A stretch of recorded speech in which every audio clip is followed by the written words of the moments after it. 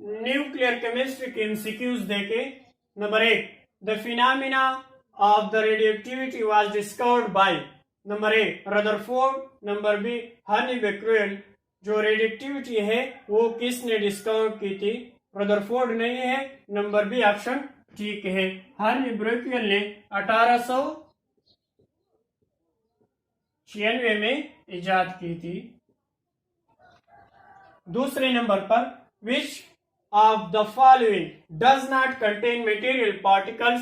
आप वो material particles जो नहीं है वो बता दे, अल्फा रेस या गेमा रेस। तो अल्फा रेस के चार्ज भी होते हैं और मास भी होती है, और गेमा रेस न चार्ज होती है और न मास। ये क्या है? इलेक्ट्रोमैग्नेटिक रेडिएशन है गेमा रेस। तीसरे नंबर पर आ जाए, atomic bomb is the based on the principle of, यानी जो एटॉमिक बम है वो कौन सी प्रिंसिपल पर है? तो आप देखें, जो न्यूक्लियर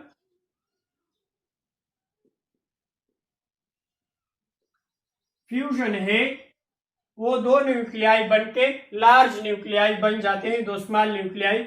और जो न्यूक्लियर फ्यूजन है वो लार्ज न्यूक्लियाई किस में तब्दील होती है? स्मॉल न्यूक्लियाई में।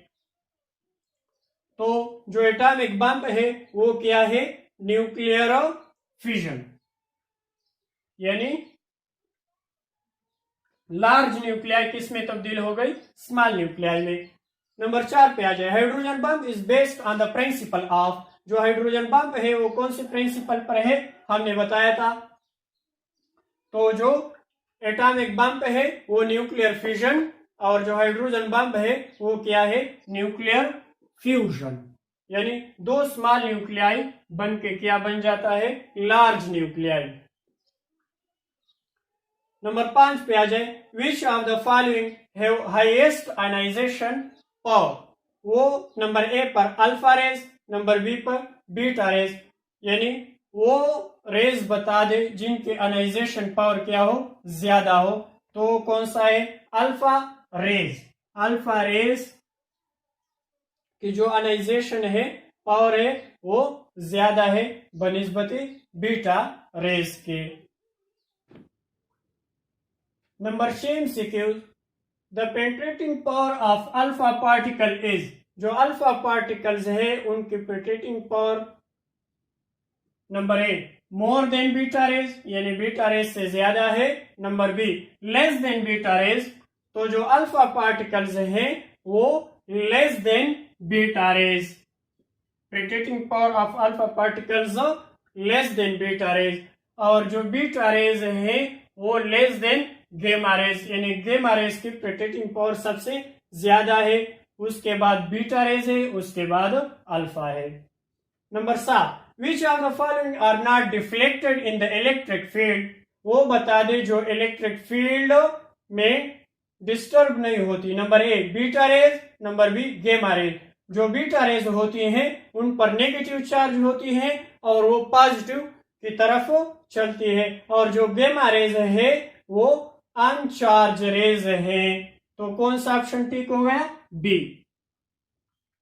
Number 8, the atomic number of radioactive element increase by 1 units in.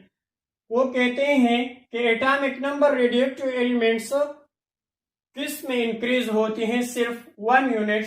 Number A पर बीटा इमिशन है, नंबर बी पर इलेक्ट्रॉन कैप्चर। जब बीटा इमिशन होती है तो एक एटॉमिक नंबर उस रेडियोएक्टिव एलिमेंट्स की ज्यादा होती है। तो कौन सा ऑप्शन ठीक होगा?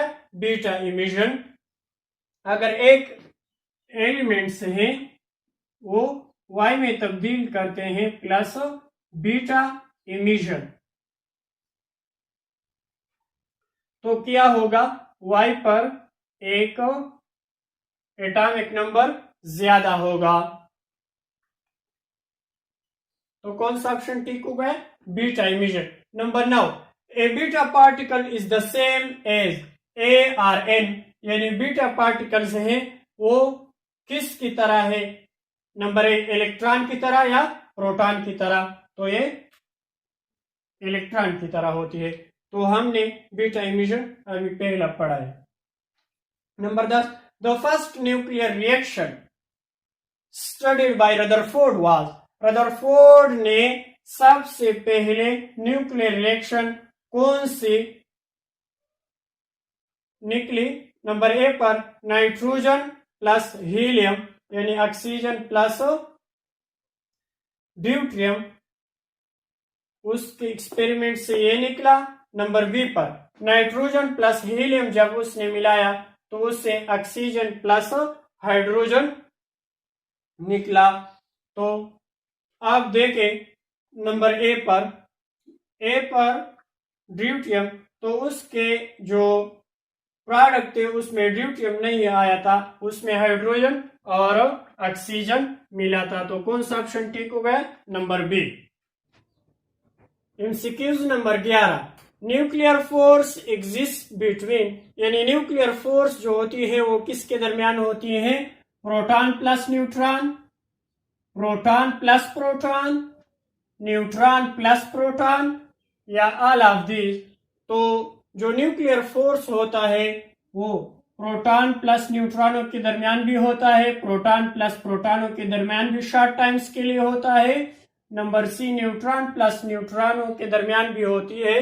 तो ये कौन सा ऑप्शन ठीक हो गया? डी, यानी जो न्यूक्लियर फोर्स ऑफ अट्रैक्शन है वो neutron plus proton, neutron plus proton, proton plus neutron, यानी इन तीनों में हो सकता है फोर्स ऑफ अट्रैक्शन। ठीक है, इस एमसीक्यूज को अच्छी तरह देख ले।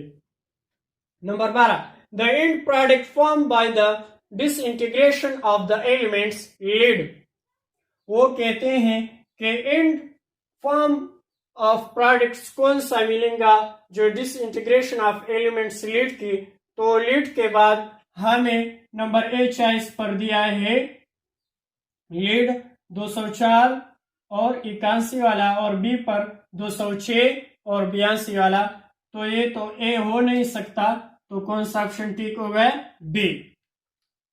नंबर 13 पर आ जाए, which of the following nuclei is more stable, आप बताएं कि उसमें कौन सा न्यूक्लियाई ज्यादा स्टेबल है। ये तो वैसे भी पता चलता है कि लीड किया है नंबर ए पर ज्यादा स्टेबल है बनिस्बते बिस्मिथ की, लेकिन आप मैथमेटिक्स फॉर्म में देखे एन बटा पी, तो लीड की देखे, लीड की कितने आती हैं? 208 है, तो उसमें न्यूट्रॉन कितने बचते हैं? 126 बटा 82, तो ये 1.5 निकलता है। तो 1.5 यानी 1.53 से जब कम हो तो वो न्यूक्लियाई क्या है? स्टेबल है। तो कौन सा ऑप्शन ठीक हो गया? ए। इसके बाद 14 नंबर पे देखें, a radioisotopes can not emit, तो जो रेडियोएक्टिव आइसोटोप्स होते हैं वो क्या इमिट नहीं कर सकते? अल्फा रेस तो इमिट कर सकते हैं। नंबर बी पर alpha and beta rays spontaneously, यानी एक रेडियोएक्टिव आइसोटोप्स या तो अल्फा निकालेगा या बीटा इमिशन होगा, यानी दोनों एक साथ नहीं हो सकते। तो कौन सा ऑप्शन ठीक हो गया? डी। 15 नंबर पर देखें, the half life of carbon 14.6 वाला, if the decay constant is, यानी उसने लैम्डा की वैल्यू दी हुई है 6.31 ज़रब 10 की ताकत -4 पर ईयर। तो आप हाफ लाइफ की जो फार्मूला है 0.693 और लेमडा की कीमत पुट करें 6.31 ज़रब 10 की ताकत -4, तो इससे आपका जवाब कितना आएगा? 1100 ईयर। ठीक है, 16 number MCQs. The isotopes of carbon 14 is, ये जो कार्बन 14 है आइसोटोप्स वाली, वो नंबर ए नेचुरल रेडियोएक्टिविटी है या आर्टिफिशियल रेडियोएक्टिव है? तो ये क्या है? नेचुरल रेडियोएक्टिव है। कार्बन 14 क्या है? नेचुरल रेडियोएक्टिव है।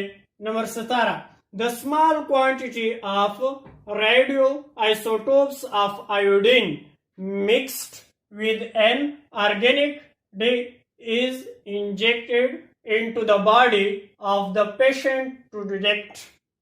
वो कहते हैं कि जब वो आयोडीन वाले रेडियोएक्टिव आइसोटोप्स हम ऑर्गेनिक डिके में मिक्स करते हैं तो वो हम कौन से पेशेंट को इस्तेमाल करते हैं? Number A cancer, number B brain tumour. तो हम ब्रेन ट्यूमर के लिए इस्तेमाल करते हैं। और ये जो आयोडीन आइसोटोप्स होती हैं ये ब्रेन ट्यूमर को क्या करती हैं? एब्जॉर्ब करती हैं और फिर रेडिएशन कर देती हैं। Number 18, which of the following isotope is used in cancer therapy? तो आप उनमें बताएं कि कौन से आइसोटोप्स कैंसर के लिए यूज होती हैं।